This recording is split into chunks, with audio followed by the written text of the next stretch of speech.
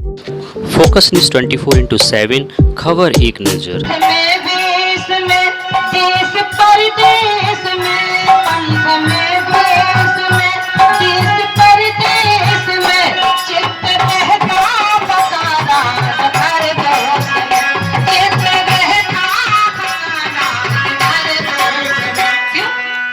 संयम सहत धर्म के मार्ग पर, पूरे संयम सहत धर्म के मार्ग पर, अपना मत को चलाना बड़ी बात है, अपना मत को चलाना बड़ी बात है, दिल किसी का चलाना सरल है, मगर मन को निर्मल बनाना बड़ी बात है, मन को निर्मल बनाना बड़ी बात है। ग्रंथ पढ़ ज्ञान पाए बड़ी बात है, ग्रंथ पढ़ ज्ञान पाए बड़ी बात है। पूरे संयम सहत धर्म के मार्ग पर, पूरे संयम सहत धर्म के मार्ग पर, अपने मत को चलाना बड़ी बात है, दिल किसी का जलाना सरल है, मगर दिल किसी का जलाना सरल है, मगर मन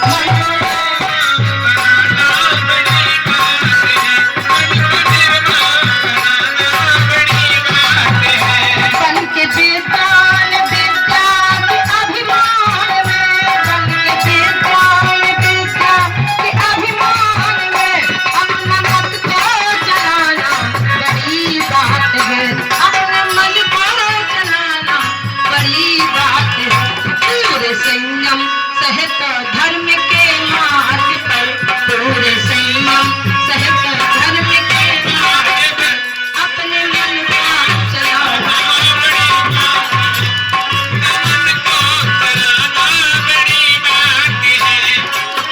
का जलाना सरल है, मगर मन को निर्मल बनाना बड़ी बात है, मन को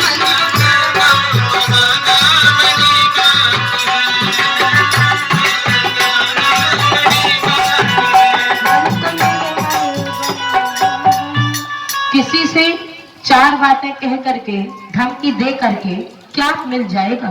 भगवान कहते हैं अरे रे बावरे, जिस मंदिर में पत्थर की मूर्ति में प्राण प्रतिष्ठा किसी ब्राह्मण ने किया है, उसके यहाँ तुम 5 किलो लड्डू शुद्ध घी का चढ़ाओगे, कुछ नहीं मिलेगा। कब तक? बोले जिस चलती फिरती मूर्ति में मैंने प्राण डाले हैं, जो मूर्ति चल फिर रही है इसमें मैंने प्राण डाले हैं, और इस मूर्ति की आंख में आंसू, और मंदिर की पत्थर की मूर्ति में 5 किलो शुद्ध घी के लड्डू, कभी नहीं भगवान सुनेंगे, तुम्हारी सेवा को स्वीकार नहीं करेंगे। बोले जिस प्राण प्रतिष्ठा, जिस मूर्ति में मैंने प्राण प्रतिष्ठा की है वो चलती फुरती मूर्ति है, सिया राम में और सब जग जानी, बार बार पूछ को चूमे और छोड़े, पुचकारे छोड़े। रावण को लगा इस बंदर को अपनी पूंछ से ज्यादा स्नेह है, क्यों ना इसकी पूंछ ही कलम कर दो। बोले महाराज इसकी पूंछ को काट दिया जाए, क्योंकि अगर ये बार बार पूंछ को चूम रहा है तो इसको ना नाक प्यारी है, ना कान प्यारा है, ना सिर प्यारा है, ना प्राण प्यारी है, इसको पूंछ से ज्यादा स्नेह है। पूंछ ही इसकी काट दो तभी हमारा बदला पूरा होगा। और जैसे ही पूंछ काटने के लिए आदेश दिया, विभीषण जी ने समझाना शुरू कर दिया। बोले एक काम कर दो, अपने यहाँ जब कोई दूत आता है तो उसके साथ ये नहीं किया जाता है। अरे तुम्हें ऐसे तुम अपने हाथ से क्यों हत्या ले रहे हो, काहे फरसा चला रहे हो, एक काम करो।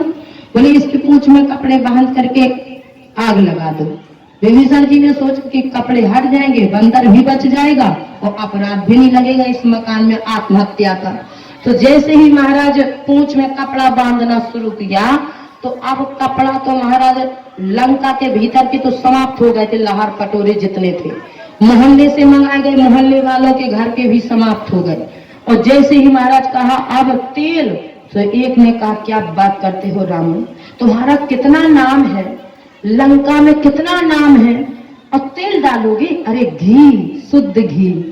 भगवान कहते जाके जैसी चाकरी ताफरते सोई दे, तुम घी लगाओ चाहे तेल लगाओ। और घी लगाते लगाते तीनों घी, कुंटलों घी समाप्त हो गया, घी खत्म। अब बोले तेल ले आओ। तेल शुरू, तेल भी समाप्त। अब बोले अब मट्टी का तेल रखा हो तो वही ले आओ, मट्टियों का तेल समाप्त। जब सब समाप्त हो लगा दो आग, और जो आग लगाई महाराज तो बस सबको पता है। हनुमान जी महाराज के पूंछ में जैसे ही तैयारी की गई, तेल कपड़ा फोड़ करके बांध करके पूंछ की तैयारी हुई, और जो आग लगा दी महाराज, तो हनुमान जी महाराज ने छोटे हो करके और रूप को बदल करके महाराज जा करके कूदे, और जैसे ही लंका में चारों तरफ घूमना शुरू किया तो बाबा गोस्वामी महाराज कह रहे हैं उलट उलट लंका सब जारी। अच्छा, लंका जल गई, जलाई नहीं है हनुमान जी महाराज ने, आग नहीं लगी है। सोना सोना होता, सोना कभी जलता है। महाराज जैसे हनुमान जी महाराज ने लंका को उल्टा और पुल्टा, तो शनि देव उल्टे थे, शनि की दृष्टि पड़ जाए, और महाराज ऐसा शनिचर लगता है कि एक ने तो कहा महाराज हमारे शनिचर लगा है, शनिचर कैसे दूर हो? तो बोले एक काम करो, काला कपड़ा लेना, उड़द की दाल लेना, काला ही पत्तन लेना, और लेकर के उसमें महाराज डाल करके घी का दिया जला करके अपने ऊपर उतार करके और पीपल के नीचे धराना। उसने कहा काला कपड़ा कितने का आएगा? पैसे ही नहीं है। अच्छा कोई बात नहीं, नहीं है तो काला धागा आता है, धागा, काले धागा को ले लेना, और काले धागा को महाराज रख करके डलिया में पूजन करके उड़द की दाल रख करके और उसको सार के कर देना। उसने कहा काले धागे के लाख भी पैसा नहीं, अब 2 रुपये भक्त यहाँ से, तो क्या शनिचर तेरा बिगाड़ेगा? शनिचर तो महाराज उसे लिखा होता है जो करोड़पति की संपत्ति मिट रही हो। जब तेरे 2 रुपया नहीं है, धागा लेने के लिए पैसा नहीं है, तो तेरे क्या शनिचर बिगाड़ पाएगा? बोले महाराज ऐसे ऐसे शनिचर पूछने वाले, तो बाबा कहते हैं बोले उलट पुलट लंका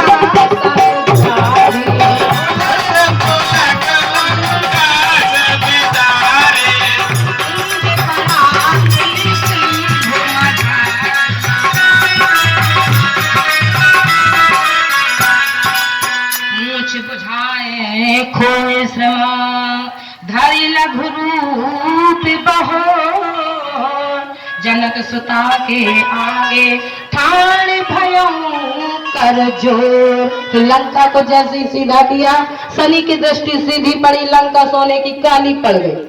धन्य कहो तो दूसरा वाला बंदर जब आया तो उसने कहा जे कहो कि हम नहीं थे। हनुमान ने तो फिर भी लंका को तुम्हारी को बचा दिया। अब वो काली हो चाहे लाल हो चाहे पीली हो, रहने लायक है। और मैं आया होता तो मैं जलाने के बाद सोने को पिघला करके समुद्र में बहा देता।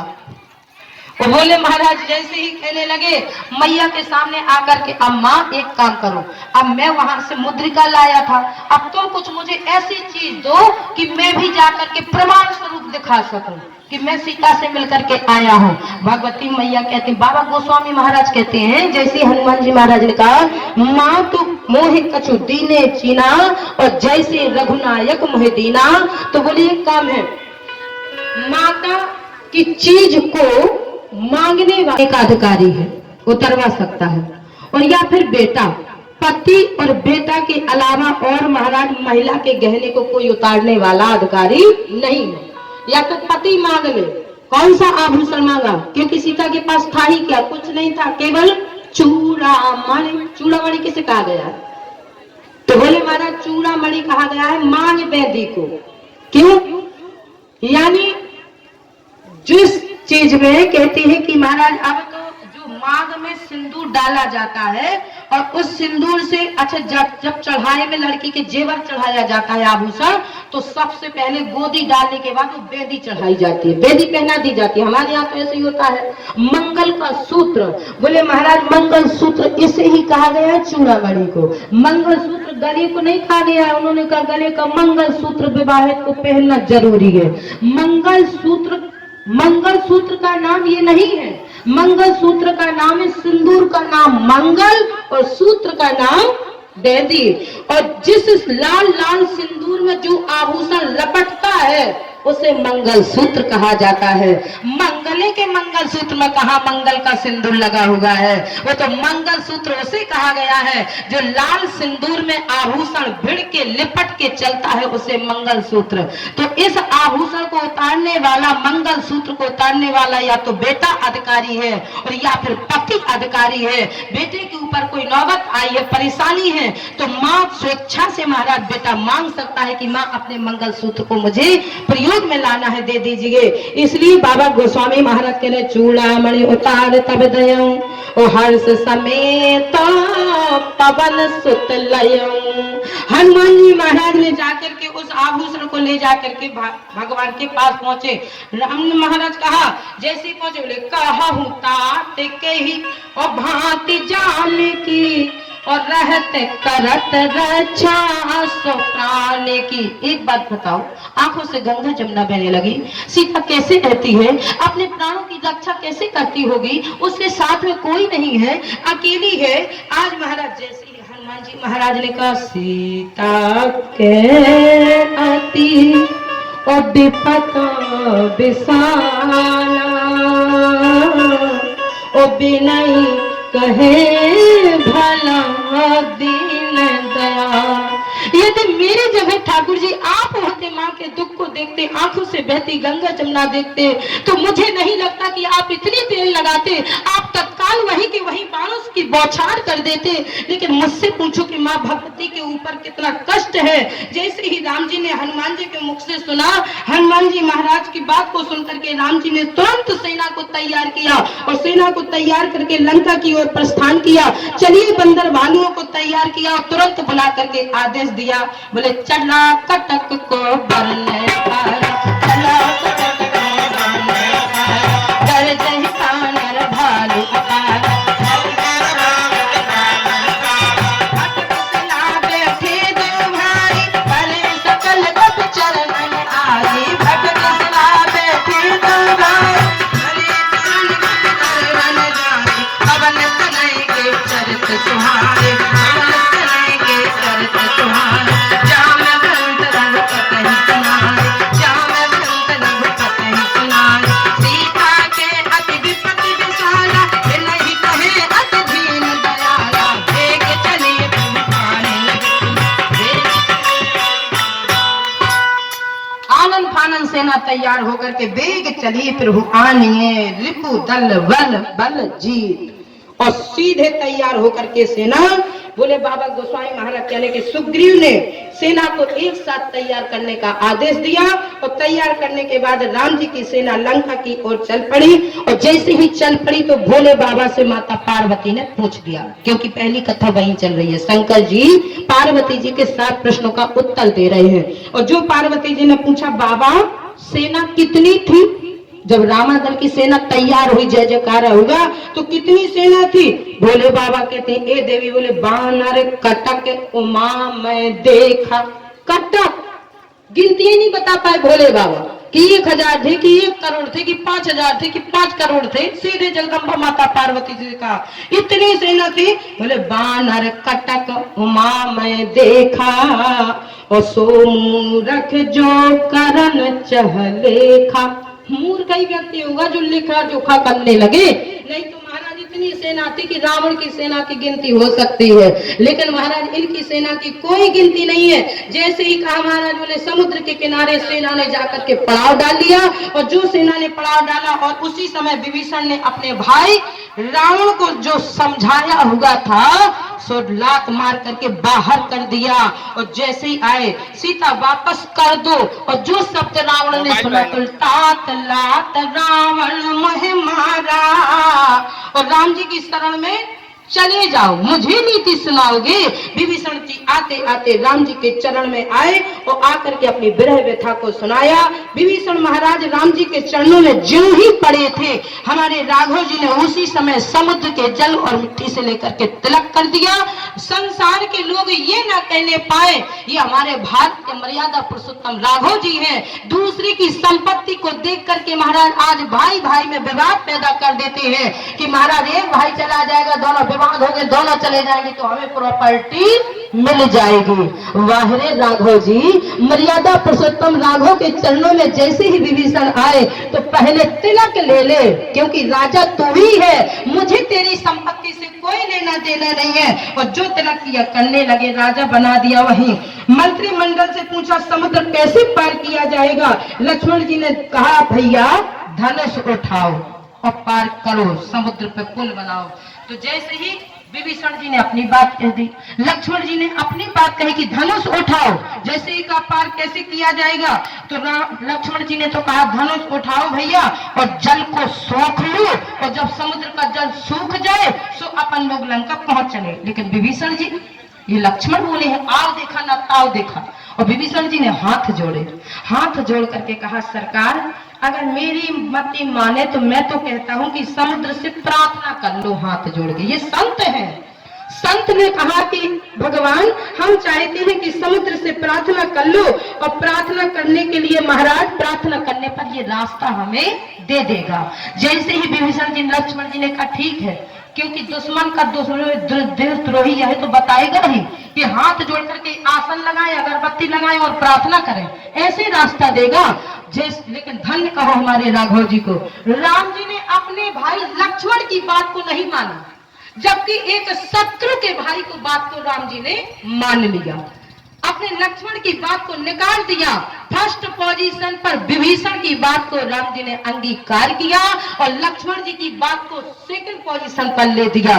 क्यों? बोले विभीषण की बात को मान करके हमारे राघव जी ने आसन लगाई और समुद्र के किनारे हाथ जोड़ करके समुद्र से प्रार्थना करने लगे। और जैसे ही समुद्र से प्रार्थना किया, एक ठाकुर जी महाराज हमारे ही कुलवंश के पुरोहित हैं, इसलिए हम चाहते हैं कि हमें समुद्र पार होना है।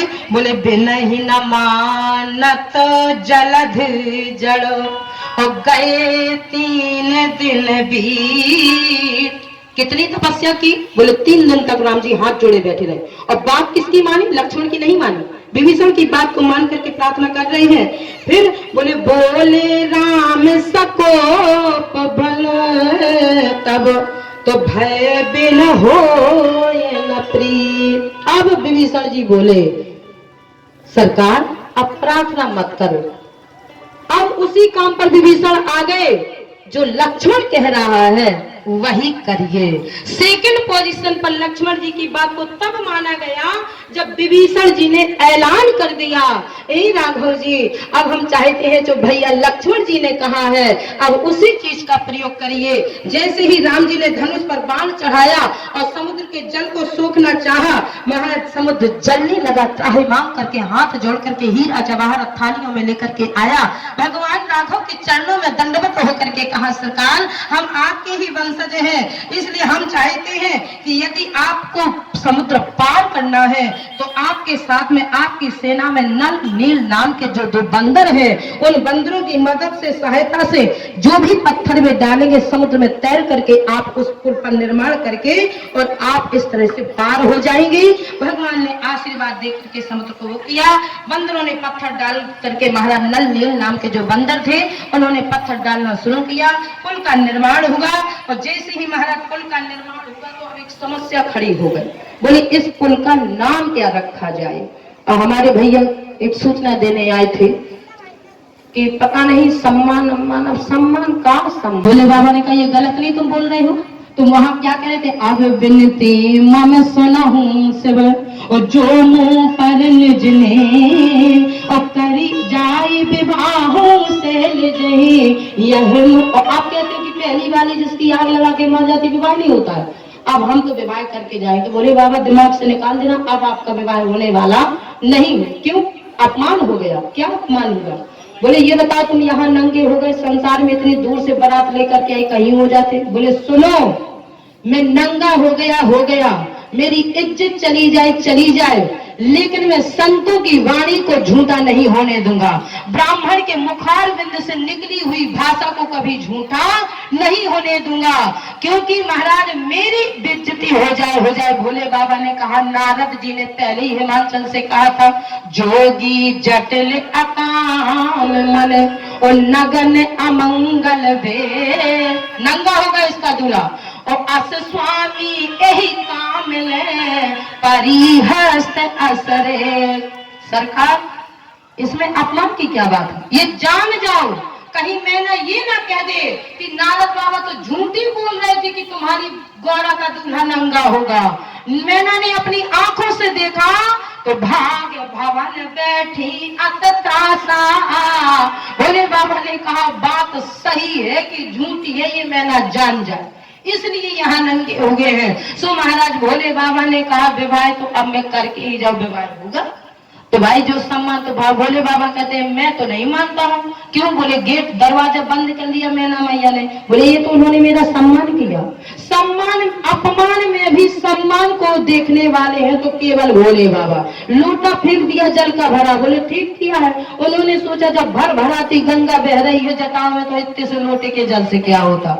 बोले महाराज दीपक, बोले उन्होंने सोचा कि जब माथे पर चंद्रमा दमदमा रहा है तो हमारी आरती दिखाने से जुगनों से क्या होता है। और वो चंद्रमा कौन सा, जिस चंद्रमा से सब लोग द्वेष रखते थे, देखना नहीं चाहते थे। अच्छा, उस पे गाना भी चला है, 14वीं का चांद हो या आप हो, जो भी हो प्रभु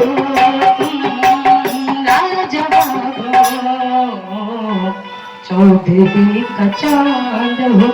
क्या बात है भोले बाबा, जिस चंद्रमा से सबने मतलब तोड़ दिया था उस चंद्रमा को आपने, भगवान कहते मेरा काम ही ऐसा है। राम जी को पुष्प वाटिका में लक्ष्मण जी ने मोर पंख उठाया और लगा दिया। भगवान ने कहा इस बार नहीं कृष्ण बनूंगा तब लगाऊंगा। क्यों? बोले ये जमीन में पड़ा है, बेचारा रुद जाएगा, इस मोर पंख को जगह सा अपने माथे पर स्थान दे दो।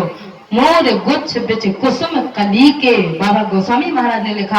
आज हमारे भोले बाबा ने उस चंद्रमा को, जिसको कोई सब तिरस्कार करते हैं, उस चंद्रमा को महाराज भोले बाबा ने द्विज के चांद को अपने माथे पर। अब देखता हूँ संसार का भला कौन नहीं मेरे मस्तक को देखता है। सो भैया बाबा कहते हैं कि जिस अपमान को सम्मान में बदल दिया जाए। हमारे पास सूचना है दी तो उनका सम्मान भी होता जाएगा, कथा भी चलती रहेगी। समय कितना होगा एक बार और बोलो हनुमान जी महाराज की, बोलिए हनुमान जी महाराज की। हासिल तू ही हसावेल तू ही, दर दर के ठोकर खियावेल तू ही, दर दर के ठोकर खियावेल तू ही।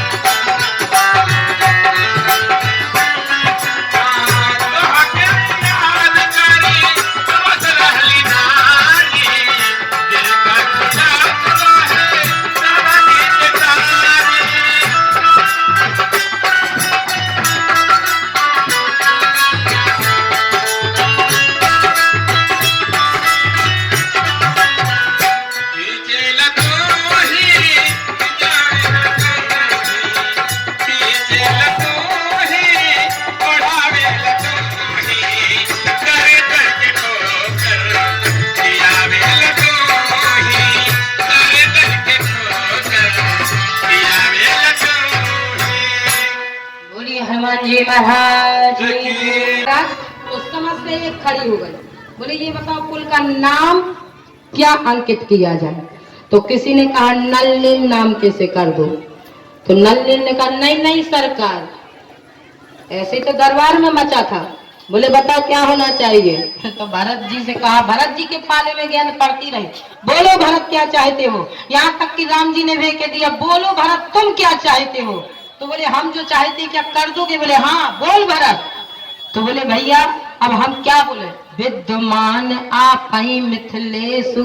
समस्या कैसी विनती की जाए, अब समस्या किसके नाम किया जाए। तो भरत जी ने कहा आप जैसे दिग्गज पिता जनक जी बैठे हैं, अब हम हमारी इच्छा रहेगी बोलने की जरूरत पड़ी। तो बोले महाराज नल नील, बोले ना। तो एक ने कहा अच्छा राम जी के वजह से हो रहा तो राम सेतु नाम कर दो। राम जी ने कहा ना ना, मेहनत परिश्रम तुम लोगों का नाम मेरा नहीं नहीं नहीं, मेरे नाम से इस पुल का नाम नहीं पड़ेगा। तो बोले चलो झंझट समाप्त करो। जामवंती जी ने कहा कोई बात नहीं, इसको सेतु बंद नाम दे दो, ना राम और ना नलनी ना बंदर, समस्या ही समाप्त हो जाएगी। बोले सेतु बंद भई भीड़ अति कपि नभ पंथ उड़ाए, अपर जल चरण ऊपर चढ़ चढ़ चढ़ पार ही जान। पुल के ऊपर वहीं पर भगवान ने रामेश्वर की पहली स्थापना करके फल फूल पत्ती चढ़ा करके प्रणाम किया, पूजन किया रामेश्वर का, और जाकर के महासीधे उसी पुल के ऊपर से सबने चढ़ाई की। बोले महाराज सेवा समेत पर करके राम जी ने सुबेल नामक पर्वत पर विश्राम किया। और जैसे ही विश्राम किया बाबा कहते हैं बोले यहाँ सुबेल ओ शैल रघुबीरा ओ तेरे सहत शैल अति वीरा। धीरे धीरे सब पार होने लगे। लंका कांड में महाराज ठाकुर जी कहते हैं धीरे धीरे लंका कांड में बाबा गोस्वामी महाराज कहते हैं लंका कांड प्रारंभ होगा, और जो लंका कांड में प्रवेश होगा भगवान ने कहा अब मुझे बिल्कुल चैन नहीं है, क्योंकि मेरी भगवती मैया सीता का जो अपार दुख जामवंत के द्वारा मुझे मिला है, हनुमान जी महाराज ने लाकर के जो खबर दी है, बाबा गोस्वामी महाराज कहते हैं जो लंका कांड की कथा सुनता है उसे क्या मिलता है। बोले 3 चीजें मिलती हैं। समय भी बहुत भागता है और हम जिस चौपाई में चले जाते हैं उसी में गोता लगा के पता ही नहीं चलता कहाँ निकलना है। तो भगवान कहते हैं, बाबा गोस्वामी महाराज कहते हैं कि समर विजय रघुवीर की और चरित जिसो नहीं सुजान,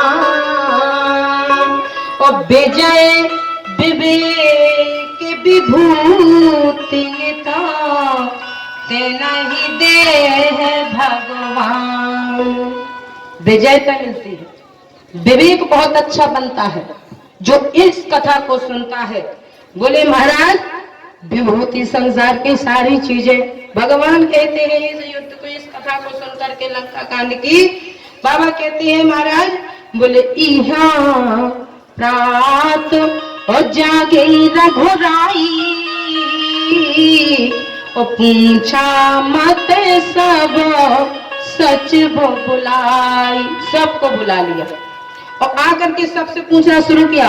बोले कहूँ बेग का और करिए उपाय, तो जामवंत कह पद सिरुनाई, चरणों में मस्तक झुका दिया और कहा महाराज बोले मंत्र कहो निज और मति अनुसारा, यदि मेरी बात मानो तो एक बार और छोड़ दो उनको।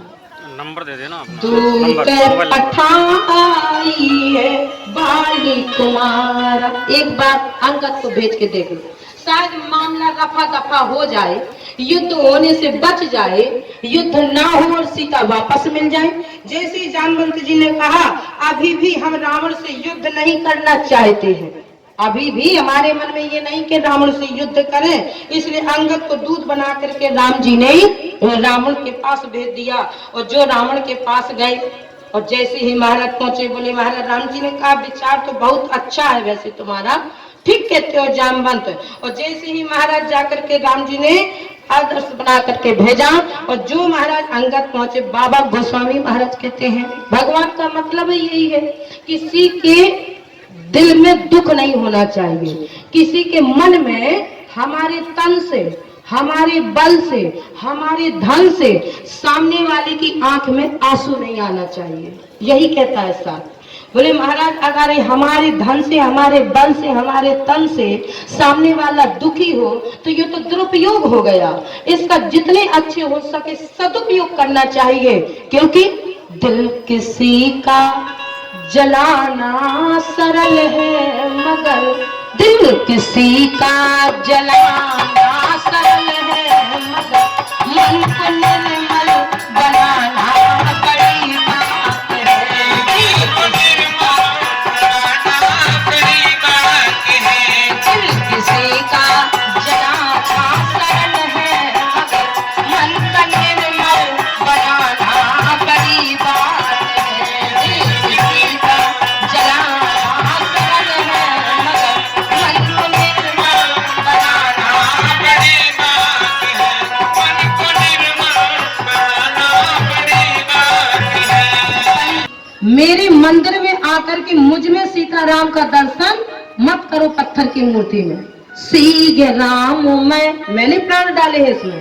सीगे राम मैं सब जग जानी, जितनी संसार में ये चलती फिरती मूर्तियां हैं, सीगे राम मैं सब जग जानी और करहु प्रणाम। क्या चला जाएगा? एक बार राम राम कर लोगे चलती फिरती मूर्ति से, एक बार राम राम कहने से तुम्हारा कुछ जाने वाला नहीं है, बल्कि मैं प्रसन्न हो जाऊंगा। मंदिर में पत्थर की मूर्ति बैठी हुई है, वो गदगद हो जाएगी, प्रसन्न हो जाएगी, क्योंकि पत्थर की मूर्ति भी हंसती जब है जब सिय राम मैं सब जग जानी करहु प्रणाम जोर जुग पानी, करहु प्रणाम जोर जुग पानी। कब प्रसन्न होती है? जब प्रणाम चलती फिरती मूर्ति को। क्यों? प्रमाण है। बोले खसी माल मूरत मुस्कानी। माँ जगदम्बा ने, सीता ने जब पूजा की है गौरा मैया के यहाँ, तो मूर्ति पे से माला सरकी और सरक की गिर गई और मूर्ति मुस्कुरा गई। मूर्ति कौन सी मुस्कुराई? बोले पत्थर की मूर्ति से गौरा मैया के अंग से माला सरक करके नीचे गिरी और भगवती मैया सीता प्रसन्न हो गई कि वाह, अगर माला सरक जाए, फल सरक जाए मूर्ति से, तो माता का स्वभाव होता है लगता हमारी प्रार्थना को सुन लिया दुर्गा मैया ने, लगता है हमारी प्रार्थना को भोले बाबा ने सुन लिया। दूसरी कहेगी कैसे? कैसे माना तूने कि सुन लिया? बोली माला हमने पहनाई और सरक गई, हमने फल चढ़ाया और सरक गया। इसका मतलब है कि मूर्ति प्रसन्न हो गई और हमारा काम हो जाएगा। कौन सा? वो जो मैंने वहां पर दो को देखा था, एक सांवले वाले को, एक गोरे वाले को, तो बोली मिला? बोले हाँ। बोले सुन सिय साथ आशीष हमारी और पूज ही मन कामना तुम्हारी। तुम्हारी मनोकामना तभी पूर्ण होगी जब चलती फिरती मूर्ति की आंख से आंसू ना निकले। कोई 5 किलो लड्डू चढ़ाने की जरूरत नहीं, कोई 1 लोटा जल चढ़ाने की जरूरत नहीं, कोई नारियल बतासा इलायची दाना चढ़ाने की जरूरत नहीं, केवल चलती फिरती मूर्ति को। क्यों? बोले जब जीव गर्भ में होता है 3 महीने का लोथरा खून का, तो उसमें महाराज 3 महीने का जब होता है उसमें किसी अंग का निर्माण नहीं होता है। तब तक ब्रह्मा जी की कलम मेरे आदेश से चलती है, और ब्रह्मा जी जब तक कलम चलाते हैं जब तक उस खून के लोथरे में किसी अंग का निर्माण नहीं होता है। और जैसे ही उस खून के लोथरे में किसी अंग का निर्माण होगा, ब्रह्मा जी कलम वहीं रोक देते हैं। क्यों? तो फिर जीव कहता अरे भगवान, अगर इतनी सी कलम और सरका दी होती तो आज मैं 1 नंबर से मेरी नौकरी छूट गई, 1 नंबर और विधाता मिल जाता तो मैं नौकरी नहीं पा जाता। थोड़ी सी और कलम, मेरा थोड़ा भाग्य और बढ़ा देता, ये भाग्य खराब था तब ना 1 नंबर से रह गया। भाग्य याद आता है उस दिन कि मेरा लगता है भाग्य सही नहीं था, तब तो मैं 1 नंबर से मेरा रिजल्ट रुक गया है। क्यों? ये बात सत्य है कि विधाता ने, ब्रह्मा ने 3 जगह लिखा, जो माथे में लिखा वो हाथ में लिखा, जो हाथ में लिखा वो लात में लिखा। दूसरे दिन चर्चा की थी प्रमाण सहित, शास्त्र सहित, कि 3 जगह ब्रह्मा ने भाग लिखा है। भागवत में माथे में लिखा है, हाथ में रामचरितमानस में लिखा है और चरण की रेख में भी लिखा है। मानस कहती है, शास्त्र कहता है क्या? लिखने वाले ने, वो लिखने वाले ने वायरे विदाता लिखी थी कहानी तेरे हाथ में और माथ में और लात में। लिखने वाले ने, लिखने वाले ने लिखी थी कहानी तेरे हाथ में और माथ में और लात में। लिखने बोले जब जीव के शरीर में उस खून के लोथड़े में किसी एक अंग का निर्माण हो जाता है, ब्रह्मा जी की कलम रुक जाती है। क्यों? बोले पहले भाग लिखे जाते हैं फिर बनते हैं शरीर, पहले भाग जाते हैं फिर बनते हैं शरीर। भाग लिखे से सुख आता है, भाग लिखे से पीर। लिखने वाले ने, वो लिखने वाले ने लिखी दी कहानी तेरे हाथ में और माथ में और रात में। लिखने वाले ने, वो लिखने वाले ने। तो ब्रह्मा के जो विधाता के लेख लिखे हुए हैं हमारा, वो कभी मिटने वाले हाँ मिट सकते हैं। कैसे? बोले किंतु परंतु दाया बाया यहाँ का वहाँ हो सकता है। अगर दुर्भाग्य की रेखा बहुत बड़ी पड़ी है तो महाराज उस दुर्भाग्य को सौभाग्य में बदलने के लिए केवल अपने घर के बुजुर्गों को प्रणाम करना सीख जाओ। हाथ से नहीं, माथा धर के प्रणाम करके देखो महाराज। तो हम तो कहते इस व्यासपीठ से कोई जितना बड़ा ज्योतिषाचार हो, अगर वो कह दे कि ऐसा होगा, आप केवल माथा धर के प्रणाम कर लो, आपका दुर्भाग्य सौभाग्य में बदल जाएगा। इतनी बड़ी घटना होगी तो वो एक घड़ी आधी घड़ी और आधे में पुनिया।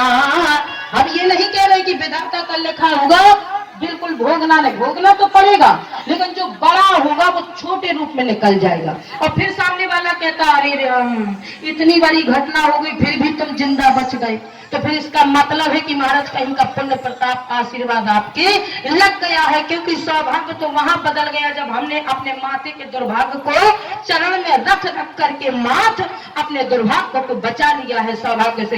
देखो रामचरितमानस में पात्र बहुत हैं, लेकिन एक पात्र ही ऐसे थे जिसका दुर्भाग्य आया था। कौन? बोले केवल एक पात्र ऐसा है जो जन्म से लेकर के अंत के समय तक राम जी से वियोग नहीं हुआ।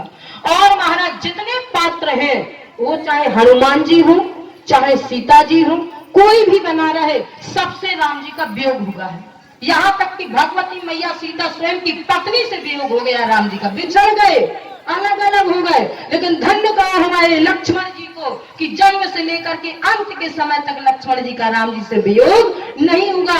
वियोग होने का समय आया, राम जी ने बहुत मना किया कि जो मन जाऊं तुम्हें ले साता हो सबई विधि अवध अनाथा। लेकिन हे लक्ष्मण, वाह रे लक्ष्मण, अपने दुर्भाग्य को सौभाग्य में बदल दिया, चरणों में लेट गए। गुरु पितुमात में जानू का अब तो राघव जी जगत से दूर हो जाऊं तो जगदीश से दूर ना हो।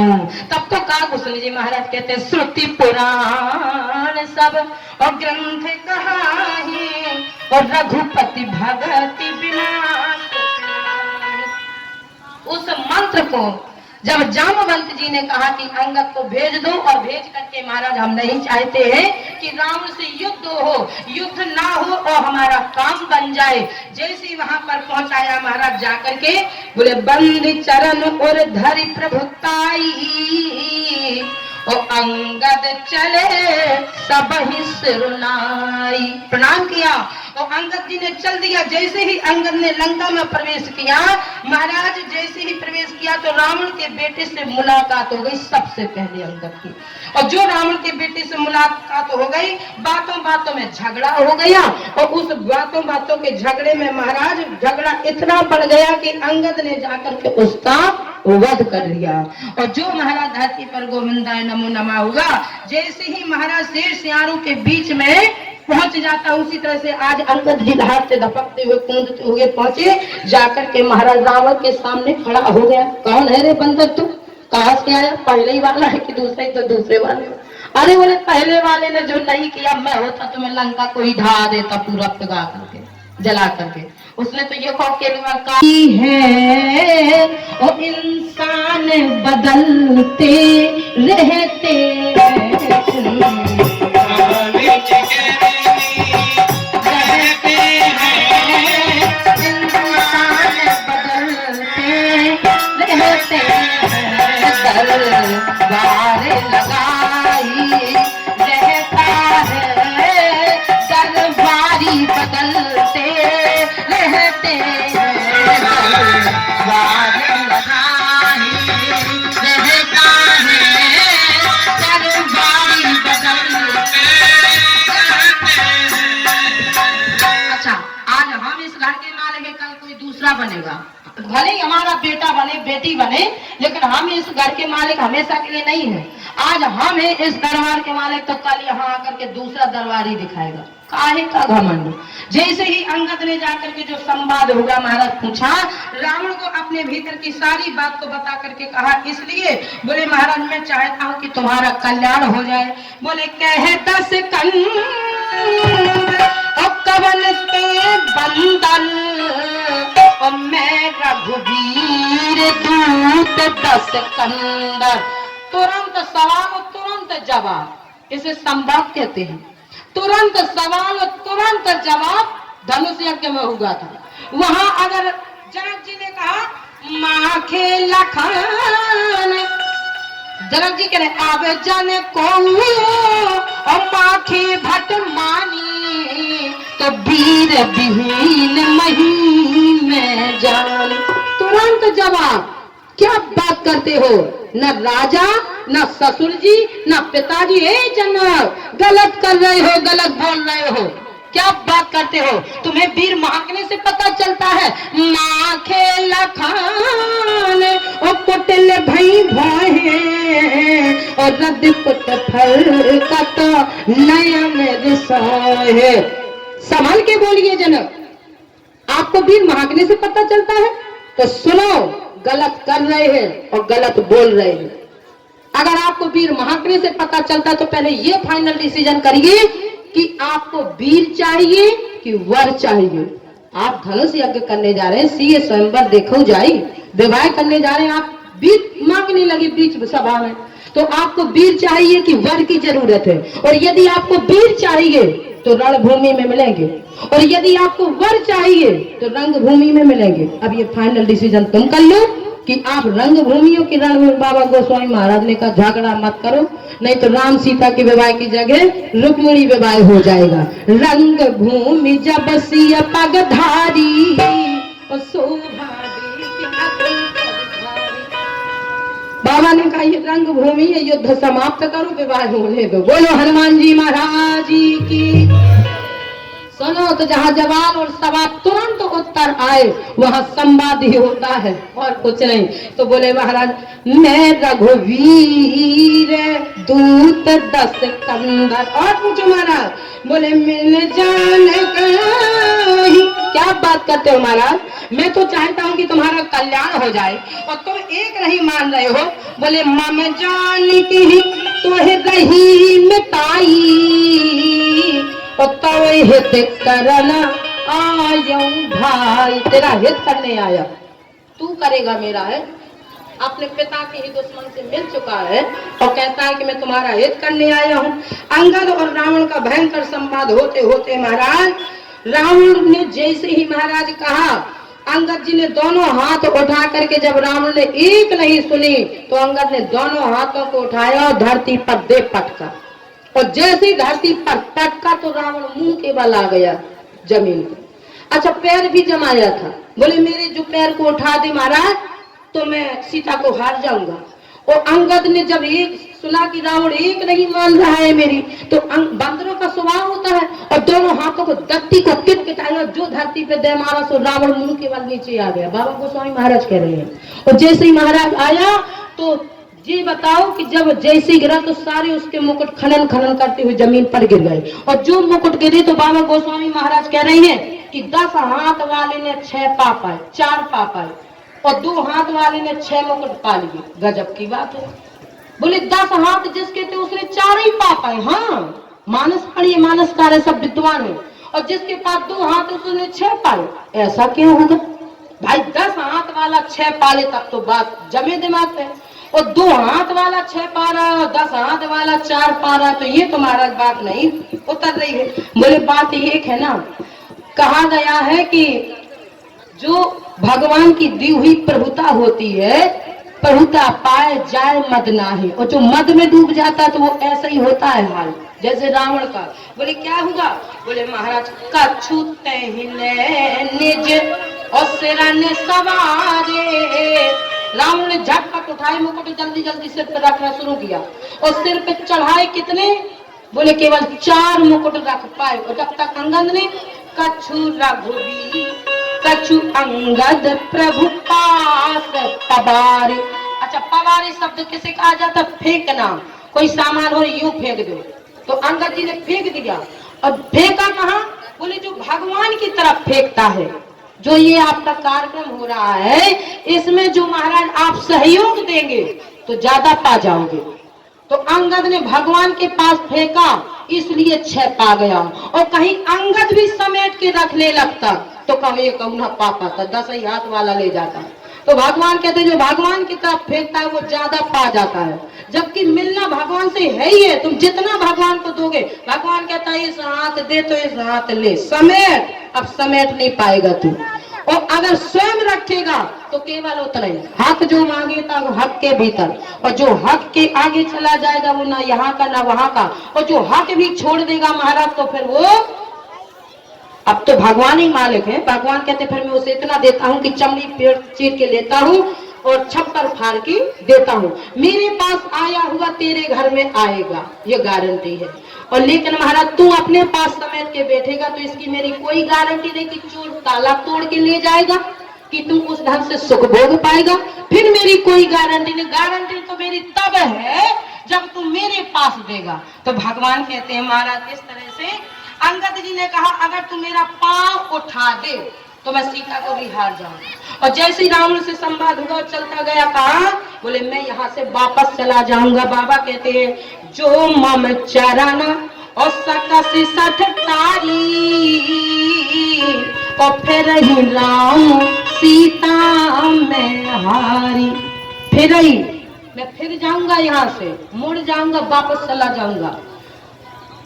महाराज अंगद की कही हुई बात पर एक बार दंड मिला, रावण नहीं संभला, मुंह के बल आया, मुकुट गिर गए, उठा के धर लिए। दोबारा फिर अंगद के पैर को उठाने चला, और जैसे ही पैर को उठाने चला तो बाबा गोस्वामी महाराज कहते हैं वाहिरी धरती माता ने 2 जगह सीता को दाव से लगने से बचाया। एक तो जनक जी महाराज ने दाव में लगा दिया, जो इस धनुष का भंजन करेगा उसी के गले में सीता माला डालेगी। एक ने पूछा कौन कौन आया था? अगर धनुष राक्षस तोड़ दे तो? बोले सीता माला डालेगी। अगर धनुष को बूढ़ा तोड़ दे तो? बोले सीता माला डालेगी। अगर धनुष को महाराज कोई देवता तोड़ दे तो बोले माला डालेगी सीता।